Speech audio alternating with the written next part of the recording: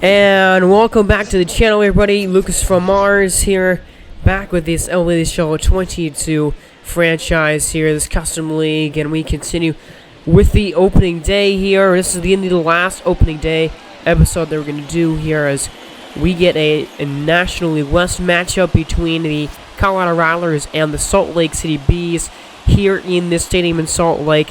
One of the cooler stadiums that we have right here, as you see a lot of rocks out there in center field, and these are maybe the best jerseys that are in the game. Of course, these jerseys are very similar, pretty much the exact same jerseys as they were in the MLB Show 20 league that we had, but I mean, they are so good. Jack Flaherty pitching for the Bees here in this game, a 3.22 ERA, and a very good pitcher. He's their ace right now as we get this game started. I love these these Bees jerseys. The black and yellow is just the best. It's really good uniforms. One of the better uniforms that we have. You get a really good shot of what that stadium looks like there as we get a look at this Rattler lineup. You saw Victor Reyes already. Josh Rojas batting second. Mookie Betts is their star, batting third. Bobby Dolbeck, Carlos Correa is also a big player here. Wilson Contreras, Seth Brown, Harold Ramirez, and Rougned Odor rounds that lineup out. It's a decent lineup. It's not an amazing lineup by any means, I wouldn't say, but it's an alright lineup here in Colorado. I think this is a decent team here in the Rattlers. Not anything super crazy special, but here's Josh Rojas up though. 1-2 to him is going to be a swing and a miss at a fastball too high there.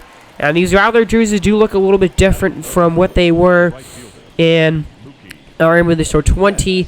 They are, white. I like the purple that are in the Rockies jerseys in real life, and so I incorporated some purple into these uniforms here, as you get to see purple sleeves there with the white going with the white stripes, and then the helmet also white with a purple bill as well. So a little bit more purple there in those jerseys, with the purple pinstripes also going down the side. So the Rattlers home jerseys or away jerseys, that's what these are all right. Actually, they only have piping going down in the front. I like the hats though. The blue, the purple bill with the purple face there out in front. Lance McCullers here is this team's ace, and he's a good pitcher. 3.16 ERA with a whip of just over 1. Nick Madrigal here is the leadoff hitter for the Bees, as that is a fly ball into foul territory, but ran down there by the outfielder. So again, another shot at this stadium. You see the glove out there in center field, all the rocks. You have a party deck up there. As we get a look at this lineup, we get Madrigal, Joey Wendell. This team has Ronald Acuna Jr., their first-round pick, Teoscar Hernandez, C.J. Cron, Geraldo Perdomo, Elias Diaz, Odubel Herrera, and Lorenzo. Oh man, I could not remember. I could not read that last name there in this batting order exactly. But here is Ronald Acuna Jr. Now, if you remember, he started out on the Bees, with the Show 20 custom league. So I think he's just destined to wear this jersey. I think he looks really good in a Bees jersey here with the yellow and the black striping on it. I think that's just the uniform he was made to wear, and he's wearing it again in this franchise. As we get to look at Teoscar Hernandez, last year was incredible, batting almost 300 with over 30 home runs, but he swings and misses at that sinker down below the knees. So McCullers getting a strikeout here, and again, another look at this stadium. You have a little Kansas City Crown billboard or scoreboard back there in center field as well, which is just another super cool feature about this stadium. And here is Carlos Correa up for the Rattlers. This is their big star. This is their first-round pick in the draft, and he looks to be a good player to be building around for the Rattlers here. He swings and misses though at that low knuckler, as Flaherty gets his second strikeout of the game. Now Seth Brown is on deck, but at bat now William Contreras, who swings and misses for strike 3. So Flaherty getting a couple of strikeouts there in the top of the second inning, and no score yet, no runs yet here, as the Bees did get a hit in that first inning, but nothing doing. As you see, also purple lettering there in the back of these jerseys as well. So I like the purple and on these uniforms. As now here is Geraldo Perdomo up, and he does in fact swing at that 1-0 according to the third base umpire there down the line. And now it's a 2-2 count here to Perdomo, as it is outside ball 3. So the count is run full. This is a good at bat here from Perdomo. The 3-2 is swung on and missed, though, on a slider outside or a sinker outside. A second strikeout for McCullers, as he gets Perdomo to swing at a ball out of the zone there on that great pitch by McCullers. Is now Elias Diaz up here, and he will swing at this 0-1 and pop it up first base side. That's probably Dolbeck right there at first base, I believe, making that catch. And that is the end of the end of the second inning here. And again, there's a farmhouse down out there in center field as well.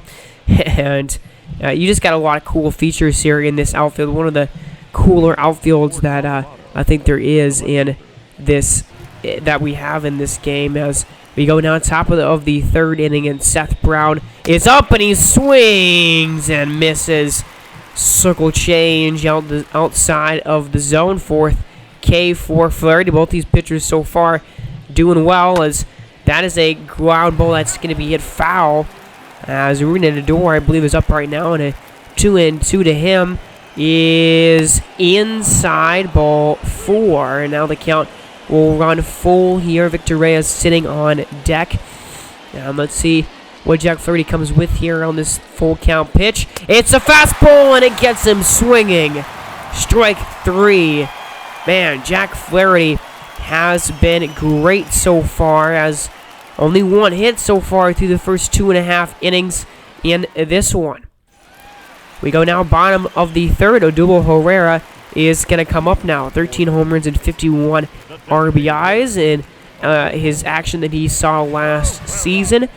And he's going to try and get something going against Lance McCullers, who has been carving through these hitters, and he gets another strikeout on a knuckle curve below the zone. My goodness, Lance McCullers Jr. doing it all right now. He has got 3 or 4 strikeouts already, and all sinkers in that at-bat, except for the last pitch. That last pitch was a knuckle curve, and the batter could not handle it. And that's the strikeout. So we just keep going with these Ks now. Jack Flaherty gets a strikeout of Mookie Betts, and it's his 5th or 6th of the game, I believe, as now Carlos Correa comes on up. He struck out in his first at-bat here. 2 men on, 2 men out. So, I mean, the best chance to score a run that we have seen from either team so far in this game. Here comes the first pitch to Correa, lifted into the center field. Racing over, making the catch is Ronald Acuna right there in front of the barn in center field. And so he makes that catch, and that'll end the top of the 4th inning. Correa missing on a chance to get on the scoreboard. We go bottom 5, 2 out here in the inning, and Odubel Herrera back up again after striking out his first time up. And an 0-1 to him is swung on and missed at a slider way outside of the zone. There, now 2-2 count.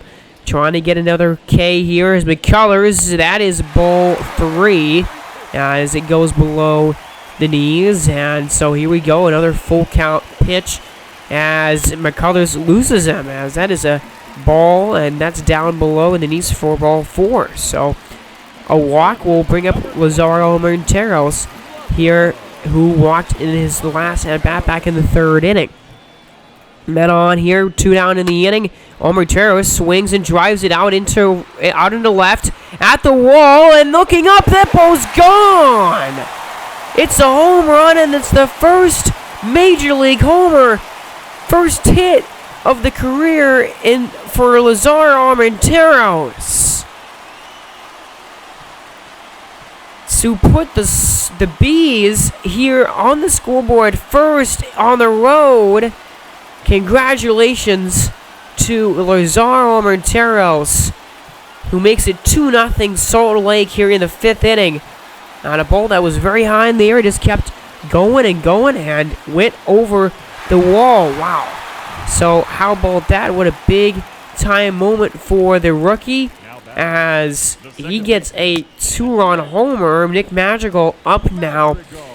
And first of hopefully many for that young man right there, you think, and you'd hope, as it's now 2-0. So how does Lance McCullers respond? And he responds by throwing an absolutely nasty pitch to get a strikeout. Absolutely nasty. Now Lazaro Monteros, though, the second hit of the game only for the Bees, and it's a big one. Gives them a 2-0 lead here after 5 innings. So now we go top of the 6th. Here's Ruben Odor up right now 0 for 1. He did strike out in his first at-bat of the game. And here we go. Jack Flaherty with 84 pitches here in the 6th. And the first pitch here to Odor is swung on and crushed. Center field. Oh my, that ball is way out of here. Ruben Odor takes it way deep, 486 feet to straightaway center. And the Rattlers get on the board in a big-time way, courtesy of Ruben Odor. Let's see how far, let's see where this ball went. This was crushed. And a beautiful swing. Look at that ball into center field. Wow. Right near where that where the barn is, over the trees that are there in center field. My goodness, 486-foot monster blast from Unedo. That's the longest opening day home run that we have seen yet this season. That was crushed. And the inning not over, as a base hit immediately after that home run has put a man on here, and Jack Flaherty struggling a little bit in the 6th, and that's going to be it. Now it looks like it's the Dodgers manager here, who's managing the Bees, Roberts, coming on and taking Jack Flaherty out of the game. And Flaherty, he was pretty good. 5 innings. Would have liked to go into the 6th, but only 5 innings and giving up 1 run. He's responsible for the guy on first base right now. But here's Jameson Lamet, who 47 innings was not great last season. So we'll see what he does here as Josh Rojas lays down a bunt. And they're not going to get Rojas at first base. A bunt single. Wow, perfectly placed. And C.J. Crone cannot get there and make the transfer in time. And now 2 men are on for Mookie Betts as that ball is bounced in. And they're going to go to second from first to third. First and second to second and third. Excuse me, as Lamet not doing his job right now here since coming in. And that's a line drive by Betts. And it's caught by Teoscar Hernandez. Almost over his glove, but that will score another run. And we are tied just like that. So, Salt Lake takes the lead, gets on the board, and then immediately Colorado regains the lead again. And now we are all knotted up at 2 apiece. As here's Bobby Adolback, 0 for 1 with a walk. And he is back in the 4th inning, I think that is a swing and a miss at a high fastball. So Jameson Lamet trying to hold this runner that's 90 feet away, the go-ahead run on base. Here comes a 1-2. It is there for strike 3, called inside corner, and a great pitch.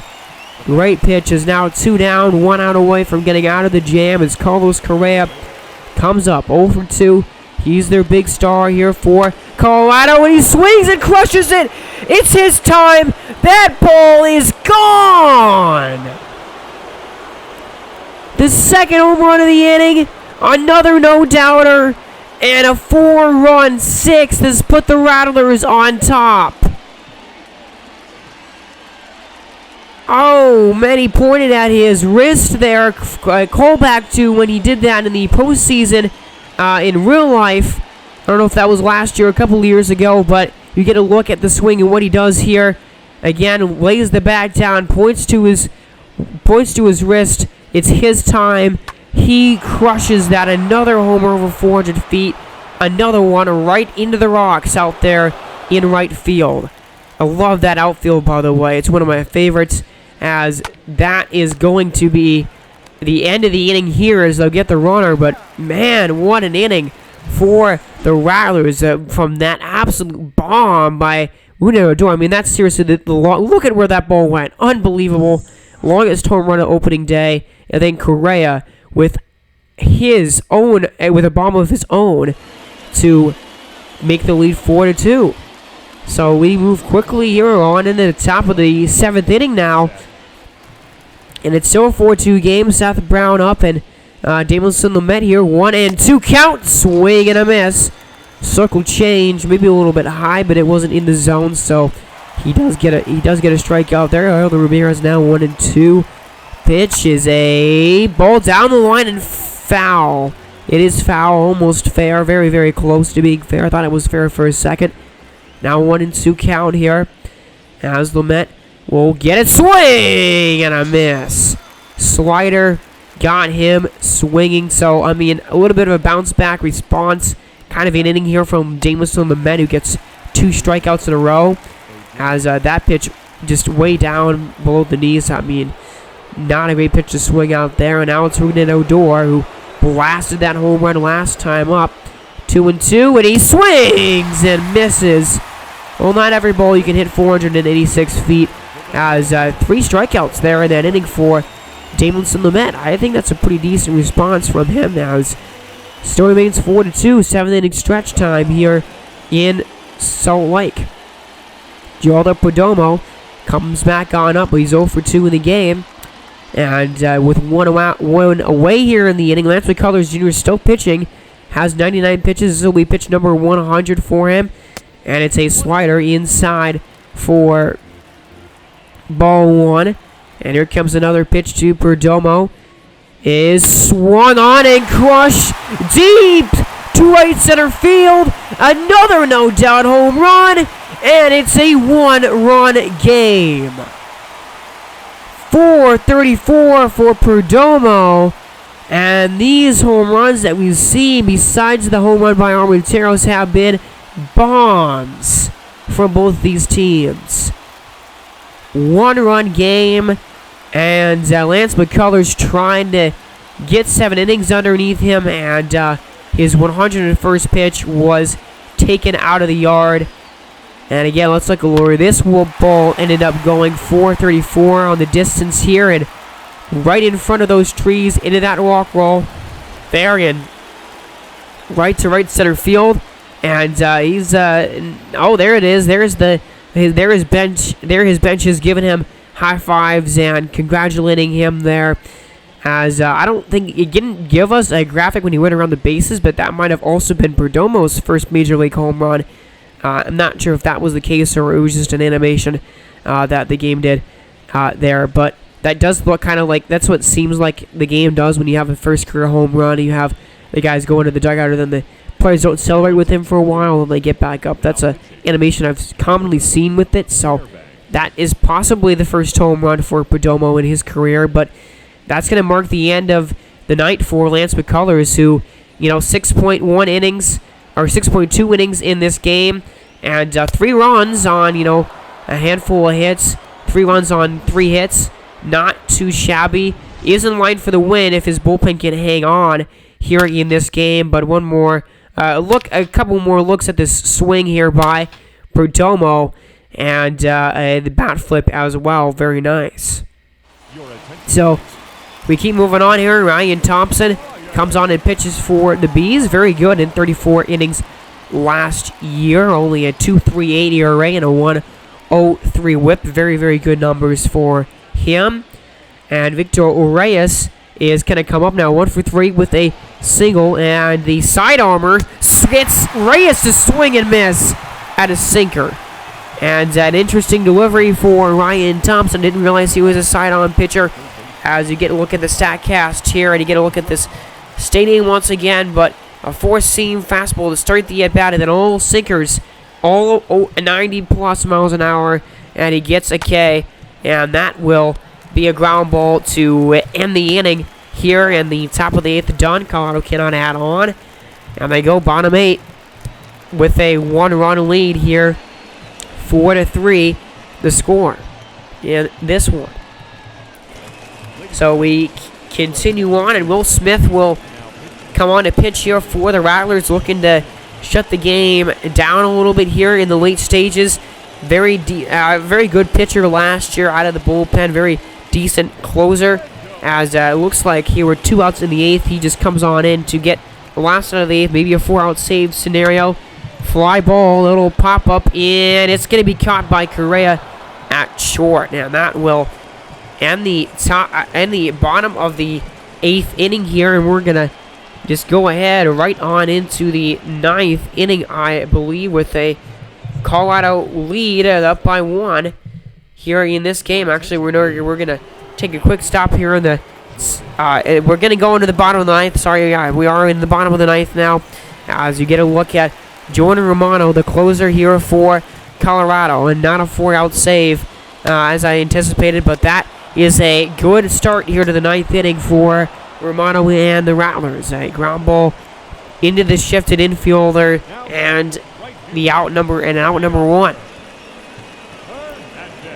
So 1 down. Now it's Teoscar Hernandez, and I mean, you just got Ronald Acuna Jr., the most dangerous hitter on the team, out, and now it's Teoscar. Definitely a hard part of this order to try and deal with, but that is a swing and a miss.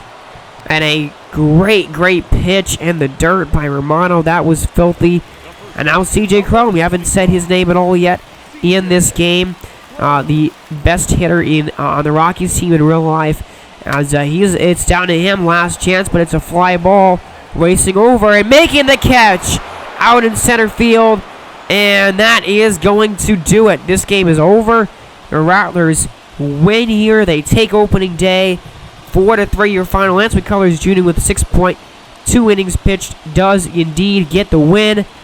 The loss goes to Davidson Lamet, who gave up the lead in that 6th inning. A 4 spot is all the Rattlers needed there to win this game. They win it 4-3. Some key moments here. That Lazaro Armenteros home run, the Odor blast. I mean, everybody in the stadium knew that was a homer as soon as he hit it.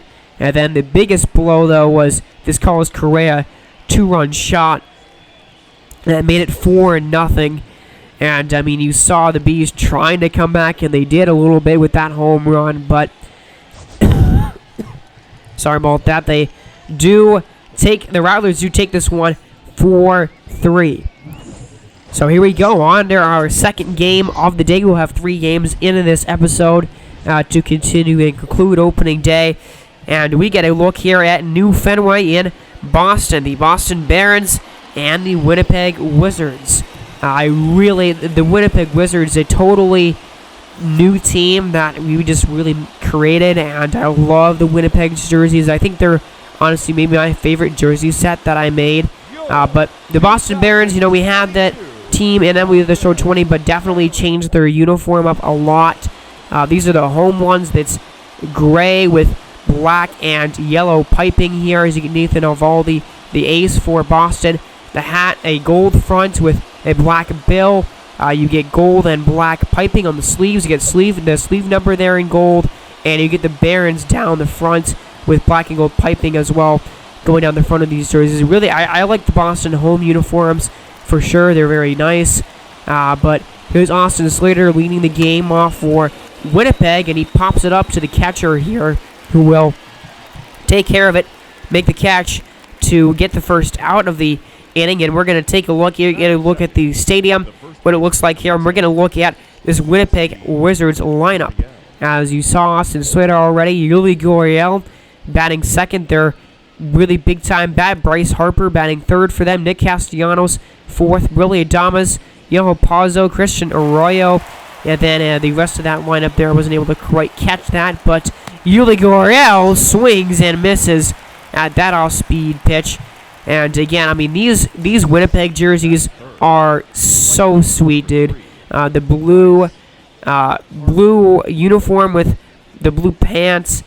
I mean, just everything. I mean, 3-pitch strikeout there by Eovaldi. But here's Bryce Harper, this team's big star, and he breaks his bat, almost hits the shortstop, and Harper will beat that out. So I mean, you get to see the blue coloring there, the blue color of the jersey, white pinstripes going down this uniform. The back of this jersey is all red with blue letters. I love that feature. As trying to steal second base there and getting gunned down is Bryce Harper. So a really good play by the catcher, and the end of the first here, no score. But you have also white and red piping going down the side of this jersey as well. You have red sleeves with the white and blue there at the end of the sleeves. Robbie Ray is this team's pitcher here for Winnipeg, and was one of the better pitchers in the league last year, so he's very, very good. And Winnipeg Wizards are leading it off for Boston. I also love Winnipeg's logo as well, and that's where the color scheme really comes from. The blue, the red, and the white. I think it all comes together to make an incredible, incredible jersey. I love these jerseys. I can't really decide which jersey is my favorite, the home or the road ones. They're both so freaking good. Honestly, maybe my favorite jersey set that I made, especially, you know, brand new teams that we came up with on our own, on my own entirely. This one might be my favorite jersey set that I made. So just incredible. But Kyle Tucker here for Boston after the strikeout is gonna just pop it up right to Bryce Harper out there in the outfield, and that will do it there, end the inning. I mean, the hat as well. You know, you got the red facing with the white back and a blue bill. Just all comes together really, really nicely here. We go to the bottom of the second. Here's Trevor Story. A long time Rocky. Really like Trevor Story, but it kind of fitting that he plays for Boston in real life, and he plays for Boston here. Got drafted by the Barons, so it's quite fitting that Trevor Story is in Boston, right, like where he is in real life. As here we go, an 0-1 pitch to Story is lifted into the outfield. Harper on his horse, and he can't get it. That ball is over his glove, looking for a word there to use for Harper, trying to chase that down, but that ball's gone. So Trevor Story with a home run, and the Boston Barons score first. They are on the board here at home, and that's their first run of the season. And it comes courtesy of their best, arguably one of their best hitters in Trevor Story, who sends that ball just over the outstretched glove of Bryce Harper. Tried everything he could to bring that ball back, but just couldn't. Now Andrew McCutcheon is up here, and McCutcheon, as I like to say, as the 1-2 is a slider, a high slider, an interesting pitch, and it gets the strikeout. McCutcheon was not looking for that, I don't think. And the second one of the game for Robbie Ray. As you get a look at that pitch again, and I really like the catcher's gear as well for Winnipeg. As just the colors come together so nicely, as that is strike 3, swinging and missing there. You get one more look at this swing by Trevor Story here, and I mean, I like these Boston Barons jerseys as well, my man. I just really like. I mean, I like all the jerseys pretty much that we made in this game. I don't think there's was one just horrible jersey, but man, I really like Winnipeg's, and Boston's are very good as well. Us here, Austin Slater is up, 2 down in the top of the third inning, and that's a swing and a miss. Slider down below the zone. Great pitch by Eovaldi. And middle of the third, and we have a 1-0 score still as Austin Slater strikes out. A key strikeout there. Now bottom of the third, Jordan Luplow comes on up here for Boston. Not great numbers for him last year in the time that he got, but here we go. He's got a chance. 8 pitch at bat here. The 9th pitch of the at bat coming up, and it's a swing and a miss. Only battle for so long until Robbie Ray wears you down, and that's what he does there. Robbie Ray with another strikeout and a big one there. You get another look at that swing from him, and now Max Stassi is up, a 3-1 to him, and Stassi swings through the fastball. So Robbie Ray gearing up for maybe another K here. Full count pitch to Stassi is swung on and missed. A knuckle curve down below the zone. Robbie Ray with his 5th of the game. And now we go to the top of the order. And we go to Romero Rosario. Ooh, checks his swing here. And now the 3-2 is swung on and missed. And a strikeout of the side in the 3rd. 6 of them so far for Robbie Ray here in 3 innings. And besides the home run by Story, he is pitching excellent and carving the hitters up right now at the moment. As you get a look at all 3 strikeouts there by Robbie Ray in that inning. So, huge inning there. Now we go to Bryce Harper, 1 for 1. That single his first time up here. And nobody, 1 down here in the inning. And the first pitch to Harper is swung on and driven out to right field. And that one's a no-doubter. Gone! Bryce Harper ties the game with a blast into right. Well, he's their superstar for a reason. Their best player on the team for a reason.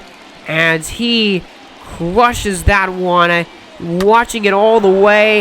It had the distance. I think the only question is, was that ball going to stay fair? And it does, just inside the fair pool line. And now Nick Castellanos, he swings and drives one. This one to the left, and that ball's over the monster and gone. So 2 on the inning now. And the Wizards have a 2-1 lead. Harper and Castellanos go back-to-back. And that one was even further than the Harper home run, as it gets over the tall wall out there.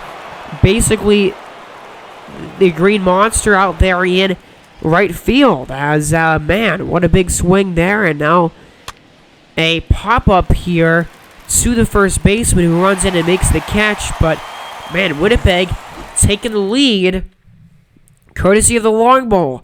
Harper getting that one inside the fair pole, and Castellanos crushing one over the tall wall in right, or in left, excuse me, as it's now a 2-1 game. We go bottom 4. Kevin Kiermaier is up, and he takes that ball inside, almost hits him. And Kyle Tucker sitting on deck here. Now a full count for Robbie Ray with his 6 strikeouts, looking for another one here. And does he go? He does! Says the third base umpire. That is a strikeout. Another one, number 7, Robbie Ray. And I think, it doesn't give us a good shot, really, of the swing, but it kind of didn't look to me like he did, in fact, swing through it, and one more. That's his 8th. Robbie Ray just continues to get the strikeouts. Man, my goodness, now Trevor Story up. But Trevor Story says, puts an end to that. Drives it out over the wall, and over the monster and right. Story is 2nd of the game. That one, 444. And it is a tie game at 2. Man, how about Trevor Story getting a couple of really big swings in already here, as that ball just mashed. And a great look at where this ball went, 444 over the monster there. Really impressive swing. Now Luis Urias takes the knuckle curve down at the knees. 0 for 1 with a ground out here in the game to this point. And let's see what happens here. 1-1 is swung on by Arias and driven into right. And it's going to be another one over the wall. Luis Urias gets a home run.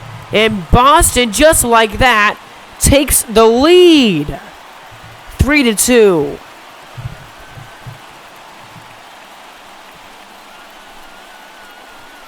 So how about these swings here from the Barons in this inning? Story with 2 home runs already. That one 437, so Stories was a little bit farther.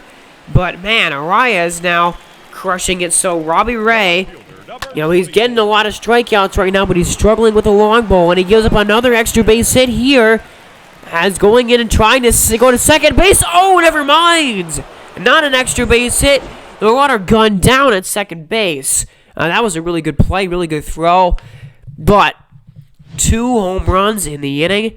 And just like that, the Wizards' lead is no more. And Boston has control. They're up 3-2.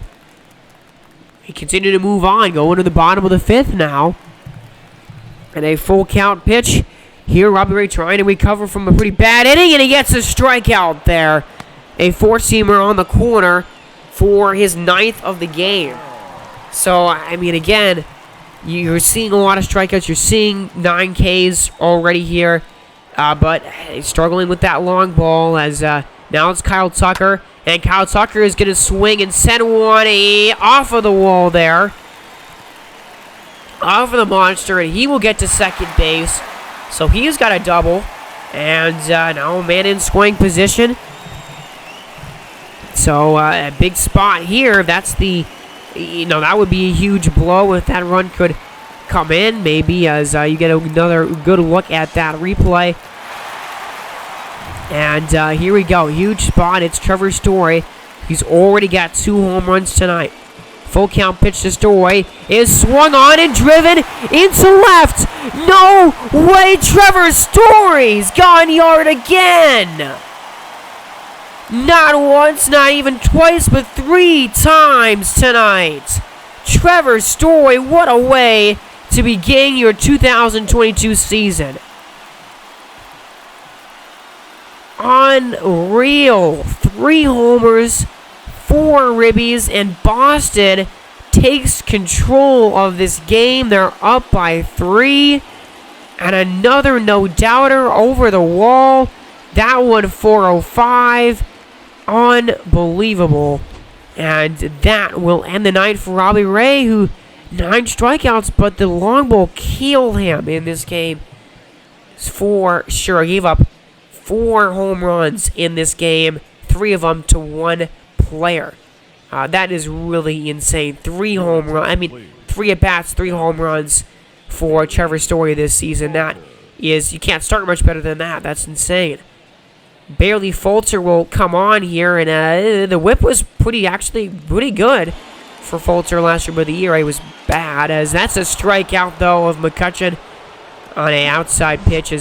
Man, what a night for Trevor Story. He's still got 2 or 3 more at-bats potentially in this game to go, and he's got 3 home runs already tonight, including 2 no-doubters. So Barron's up by 3 runs now as we continue to move on in this game into the 7th, into the later innings, and that's a diving stop made by the first baseman, and they get the out. That was a pretty impressive play. Nice stop by the first baseman there to get the out. So now 2 down here in the inning with now a man on second base, Nathan Eovaldi. That is going to be the end of the road for him, actually, here, as he was nearing 100 pitches, and he goes into the 7th inning here, and all things considered, he should be in line for the win. Tips his cap to the crowd. A very good performance for him overall. Only 2 runs given up. But Julius Steidenrecker will come on and pitch, and Steidenrecker was one of the best relievers in the league last season at a 2 ERA, exactly with a 1 whip. Very, very excellent numbers for Steidenrecker. And Willie Castro, he gets him to swing and miss at a nasty off-speed pitch. And a big, big stop there by Steidenrecker in the top of the 7th. So, odds looking slim here now as we go into the 7th inning stretch. And Darren Ruff comes on up 0 for 2 in the game to this point with a strikeout and a flyout here. And Barely Fulter still pitching on the mound, and at 1-0, swung on and drilled into right field. There goes Harper. Harper at the wall, and that ball is gone. The 5th of the game for Boston, and they extend the lead even further. It's now a 4-run advantage, 6-2 Barons. So Darren Ruff goes yard, and yep, that's a bad pitch. Fastball right down the middle. Cannot get away with many of those, as 374 on the distance there. And now Amed Rosario up. And now Amed Rosario is going to drive one into the gap there and off of the wall. Rosario is going to be maybe a closest play at second base. The throw is offline. And the speed of Rosario makes it a double. So Boston not looking to give up, not looking to slow down at all here. They have an opportunity to continue to add on here in this game right now. So let's see if they will do exactly that. Kevin Kiermaier up here 0 for 3, and this first pitch that he gets swings and drops one into left. Castellanos gets it back in the infield, and they are going to get Kiermaier out at second, but the run does score. Rosario gets home, and another run for Boston. They get 2 in that inning. Their Darren Ruff homer and the base hit there, and it's a 5-run lead. This game looking a little bit out of hand for Winnipeg right now, as a swing by Yuli Gurriel will send a ball into the gap. That will fall in for a double. And actually, no, it will not. Man, that wall out there is tricking me. That's the third time that we've seen a man cut down trying to go to second base in this game, and that's a huge, massive blow for you. Bryce Harper, though, will scratch across a run here. Not sure how much that'll really help. I mean, now you're down by 4, but at the cost of an out this late in the game is pretty hard to stomach, as that is the second RBI of the game, though, for Harper. Now it's Nick Castellanos, who obviously had that home run, but the 2-2 to him. Say curveball out the bottom of the zone. Castellanos doesn't like the call, but that's strike 3, and that is the end of the 8th. And that's 9 hits for Winnipeg, but a long shot of being able to win this game now for sure. Evan Marshall comes in, and not great numbers last year, but he's got a 4-run lead, so should be fine, you would think, here. And now 2 outs, so he's got the first 2 outs very easily here in this 9th inning, and Christian Arroyo will come up. He's got a couple of hits in this game, and it's the last chance, as that is a curveball down below the knees there to bring the count to 2-2. And here we go, a 2-2 pitch as the Winnipeg Wizards down to their last strike, and it's called. Third strike at the top of the zone, and that is going to do it. This bowl game is over, and the Boston Barons take the season opener here at home by a final of 7-3, and the Wizards did have a lead in this game at one point. It looked like it was going to be kind of a close game, but Boston, with the help of Trevor Story, pulled away in this one and ended up winning it by 4. So you saw that home run by Castellanos, of course. Harper had a home run as well in this game, but the big storyline is Trevor Story, who had a monster day today. 3 home runs and 4 RBIs. Here's a look at his second bomb. Both home runs, 2 of the 3 home runs went over the monster there in left field.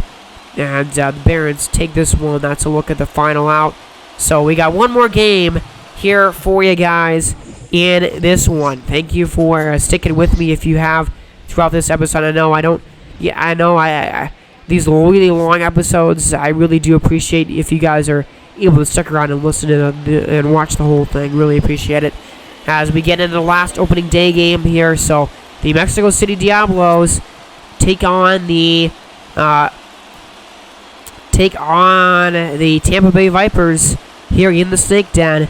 As there's a look at this Vipers team and their jerseys, their home jerseys at least, or their road jerseys. This is their road uniforms. This is their home jersey. Never mind. What am I saying? Their home uniform is basically the exact same as the uniform that we had in the Emblem of the 20 franchise, with the black jersey and the green pinstripes.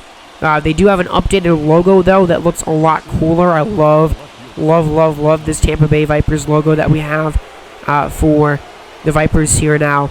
But overall, the rest of the jersey is the same. But an interesting thing that happens here, the first pitch that Tanner Houck throws is an injury. So we have our first injury of the franchise here, and it's the first pitch of the game that Tanner Houck throws. So fortunately, it looks like he will, be coming back for his next start. But a really bad situation, interesting situation now for the Vipers. Now you got to basically use a reliever as a starter here. Zach Godley will come on, and now he's basically going to be the starting pitcher in this game for the Vipers. That is going to put you at a huge advantage. A guy that's not used to starting a game, not used to really, used to pitching 3 or 4 innings, is going to have to be asked to be a starter in this one. And Godley does get a strikeout, but now Jake Cronenworth, who takes that curveball inside. Look at his numbers last year. And these Mexico City jerseys are different. For sure, the logo is the same, but these jerseys are different. These are the road ones here, as it's mostly white pants, white shirt there. They do have the red back on this jersey here, as we're going to get a look at the stadium and a look at this lineup here. I do like this line. I do like the stadium. They got the snake tan out there in center. It's a decent stadium for sure. As there's a look at this lineup. It's decent. You got Tommy Pham, Jake Cronenworth, Tim Anderson, Fremont Reyes, Josh Bell, Monty Grandal, Mike Moustakas, Justin Upton, and Jake Marizic. So a lot of power in this lineup is one thing you definitely notice. As here's Tim Anderson up, and he will hit a ground ball down the line. It's stopped by the third baseman, and they are going to get the out. So see these jerseys here. You get the red back for the Diablos here. Middle of the first, no score, no hits, nothing. And here is their ace, Brandon Woodruff, definitely one of the better pitchers in the league, and he had a very, very good season last year. 2.56 ERA with a sub-1 whip, 200 strikeouts. He was, of course, excellent. So, you got the red and the yellow striping going down the side of this uniform. You have yellow jersey, you have yellow letter numbers going down in the front of this jersey here. And we'll get a look at the starting lineup here for the Vipers real quick. You got Romo Tapia, Jonathan Daza, DJ LeMahieu, Byron Buxton is their superstar, JT Lamuto, also pretty good superstar, Spencer Torkelson, the rookie, David Bodie, Garrett Hampson, and Darnell Hernandez, I believe is how you say that. But Tampa Bay, one of the weaker teams in the league, I think. I don't think they're going to be very good this season. Mexico City could be decent. They're all right, as that's a swing and a miss there on that 2-seamer. But you get the white numbers on the back of these jerseys here, as we get a look at show track. But for the Diablos as well, here is a good mix of pitches there by Woodruff, and that at bat got him with a 2-seamer. You get all white hats, and I really like that about these jerseys here. I love the all white hats with the logo on the hat covered there. I really like that. As Byron Buxton swings and misses at that inside pitch, strike 3. And so Brandon Woodruff gets out of the first inning with a couple of strikeouts there, I believe, and that's no score. Bottom of the top of the second inning. And you get a look at the logo there. You get a look at the red and yellow piping that's going down the front and the side of this uniform here. Now the helmet, white front, red bill, and yellow style there on the helmet, as that is strike 3. Strike 3 by Godley. I like the helmet as well. The helmet's pretty decent here. So now it's Yasmani Grandal. Swings and crushes one, acting like it's a home run, but it goes just foul. Man, upsetting there. He wanted that home run, and then he swings and misses at a curve. So definitely not a great change in fortune for Yasmani Grandal in that at bat. As middle of the second inning here, still no score.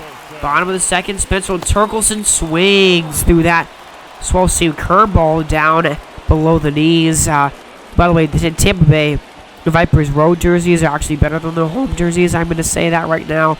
They are really, really awesome. They're one of my favorites, honestly. But here's Torkelson swinging and driving a ball. That's a base hit. Ground ball into right.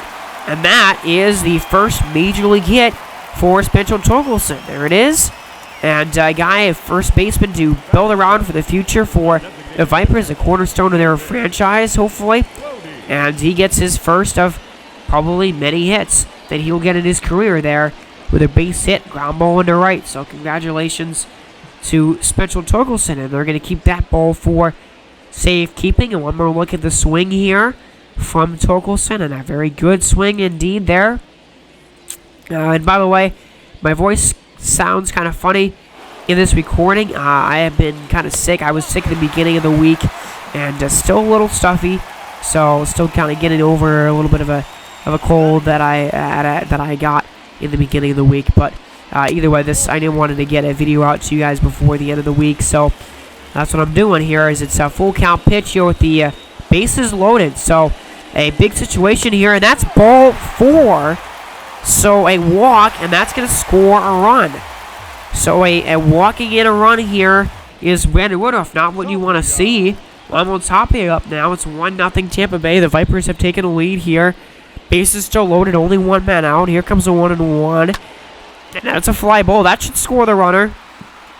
As tagging up from third, I believe that's Torkelson who's coming home, and he's going to get there. He's going to be safe. And it's a 2-0 lead here for Tampa Bay. The Vipers take the lead here, and they get a couple of runs in this bottom of the second inning. So Woodruff kind of struggling here in this frame. Now it's 2 outs. Now it's 2 outs, 1 out away from getting out of the jam. And he's got to try and do that now with Jonathan Daza up. And he will get a strikeout there on that pitch down below the knees. End of the second inning. That'll do it in the second. And Tampa Bay controls the game. Now up by 2 here. End of the second inning. With only 2 hits there in that inning, and they get 2 runs. We go top 3. Mike Moustakas up. And he swings and misses at a knuckle curve. So a good pitch there. And Zach Godley's doing a pretty good job here. Since coming in, and he gets another strikeout on a 12-seam curve as well there. So Godley with his 3rd or 4th of the game. 1-2 is a little pop-up. First base side, Torkelson is going to be there to make the catch. And that will end the top of the 3rd inning. So Vipers in good shape so far. Zach Godley with 3 good innings. I really like the big, giant scoreboard there that they got in center field. I think that's really cool. But we go bottom 3. DJ LeMahieu up here. 1-1. There's a swing and a miss. Oh my. That fastball was way, way high. Not sure why DJ swung at that, but it was a bad pitch to swing at for sure.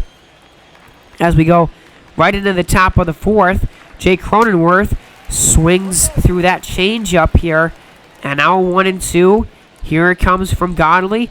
And he gets another strikeout. That's a curveball down below the knees. And Zach Godley's gotten a few Ks here now. And 2 down in the 4th. Framil Reyes will ground it right over to first base. So Godley, he's getting through it. 4 innings. And only has allowed 1 hit so far in the game. Only 3 hits total. So now David Bodie up. And he will swing at a 2-1 and send it down the line. And actually, it was fair. Bodie going to second base. What a throw! What a play! Oh my! From left field. Man, what a gun! That was really impressive to be able to get David Bodie out there at second base. So another man gunned down trying to stretch the single into a double.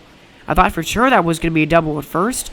Now Daryl Hernandez. I don't know if that's how you say it or not, but he takes that pitch. Now 2-2 is the count. And the 3-2 is swung on and missed. Woodruff gets through the 4th inning here. And again, I mean, besides the 2 runs in the second, he's been excellent so far.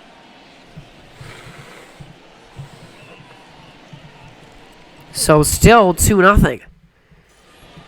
So here we go, we're in the top of the 5th, and it's Josh Bell, who 0 for 1 in the game to this point. And you saw him pop out in the second inning here. and only his second at bat in the 5th inning in this game. Godley's done a great job coming out of the bullpen in short notice. Here it comes, and that's a swing and a ball driven out to deep right center field, and that ball is gone.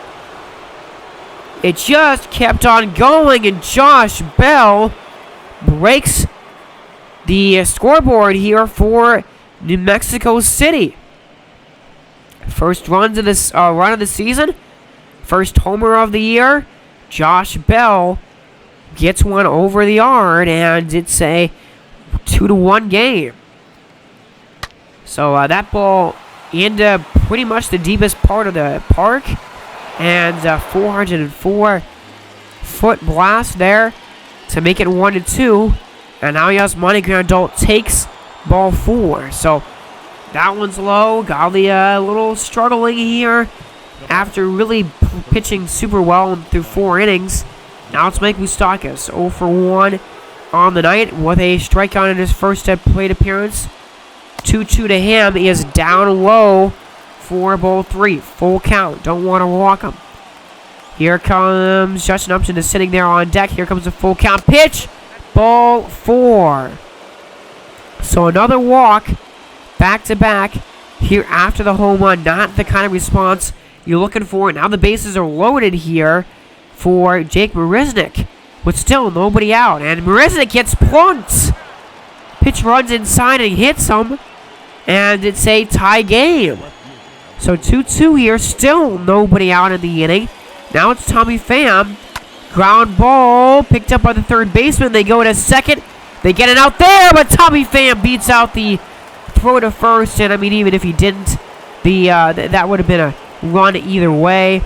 But man, now a 3-2 lead for Mexico City.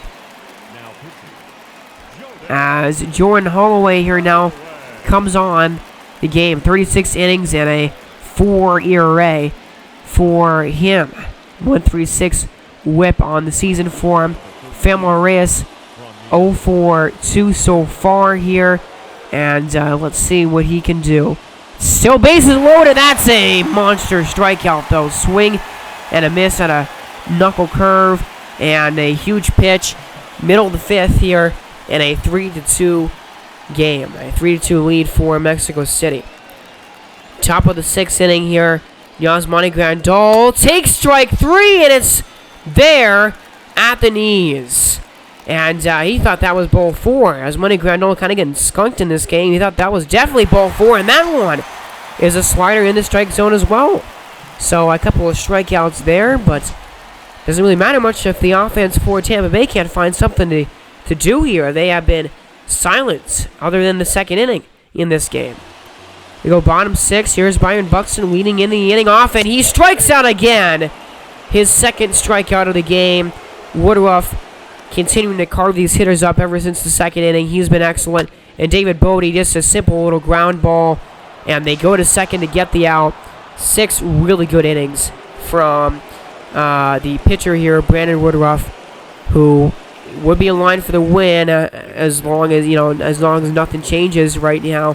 Right now, Ryan Harper comes on, and 35 innings. The whip is low, but the ERA not amazing. But either way, gonna just kind of keep this game right where it is at here. A 3-2 lead going into the top of the 7th. And here's Jake Marisnick. 0-2 to him. Swing and a miss. 4-seamer. Strike 3.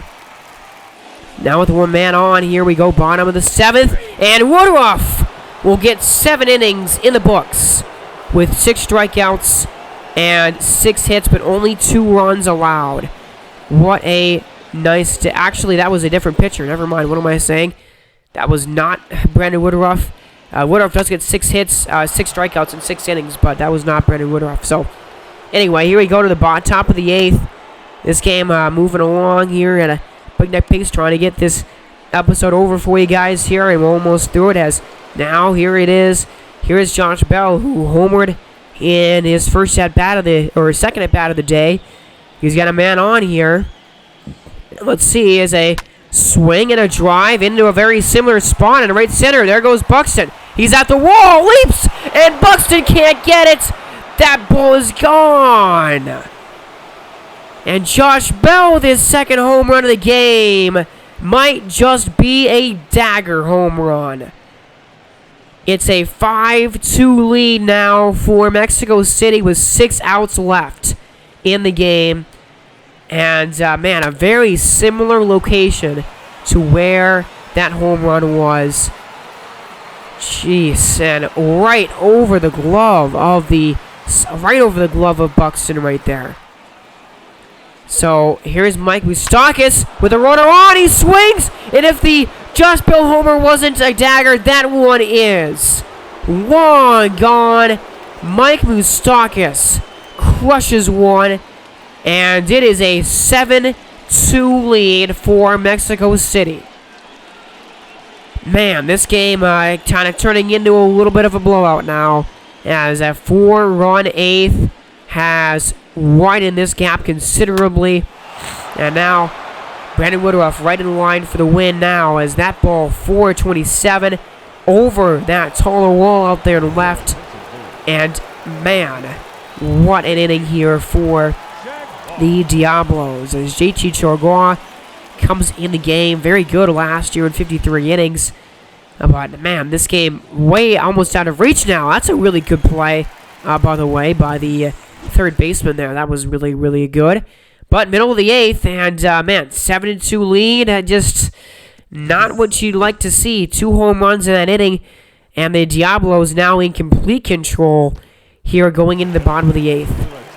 So here's Joe Kelly, who 44 innings last year, was very good, under 3 ERA and under 1 WHIP. 50 strikeouts in 44 innings as well.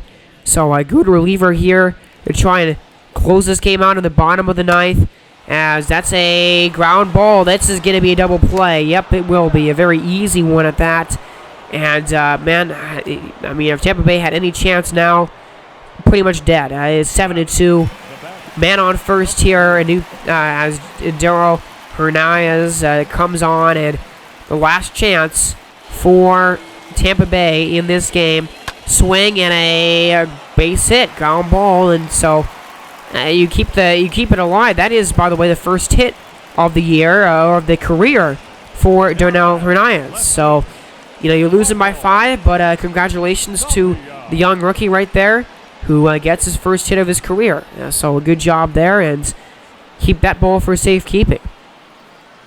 For sure.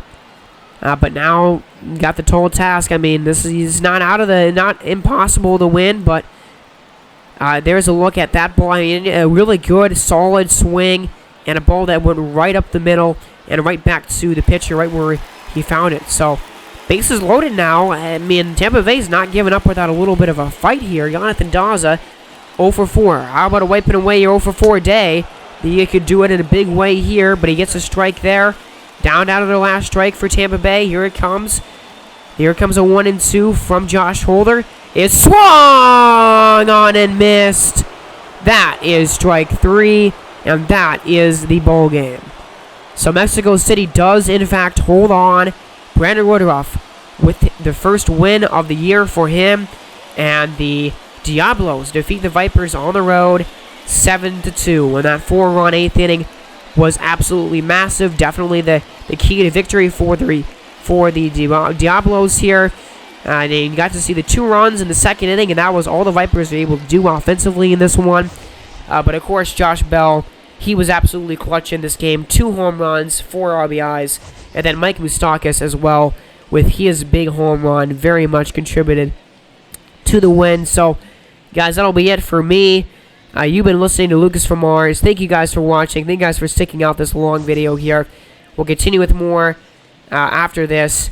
Have a good day, everybody. Happy Thanksgiving as well here coming up, and God bless.